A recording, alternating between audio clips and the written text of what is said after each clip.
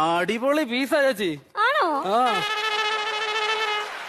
അതുകൊണ്ടാണ് കെട്ടിയെടുത്ത്. സാറേ വയറൊന്ന് നോക്കാവോ? പട്ടാപ്പകല് വല്ല ആണുങ്ങളെ വിളിച്ച് വയറ് നോക്കുന്നു. ചേച്ചി, ഞാൻ ഈ പഞ്ചായത്തിൽ എല്ലായിടത്തും മീറ്റടിന്ന് പോകുന്ന ഒരുപാട് പേര് കണ്ടുണ്ട്. ഇതുപോലെ അടിപൊളി ഒരു വയറ്. ഈ വയറിനെ 5 വർഷം ഗ്യാരണ്ടി ഞാൻ തരാം. എന്നിട്ടേ അങ്ങേര് പറഞ്ഞല്ലോ ഇത് കൊള്ളുകയില്ലെന്നോ? ഏത് പൊട്ടക്കണ്ടത് പറഞ്ഞത്? എന്റെ കെട്ടിയോൻ. ഏത് സമയത്താണ് ഞാൻ അങ്ങനെ പറഞ്ഞത്? 7ാം മാസത്തിൽ എന്റെ പെങ്ങന്മാര് വയറ് കാണാൻ വന്നപ്പോഴും അവളുമാര് പറഞ്ഞതാ സൂപ്പർ വയറ്.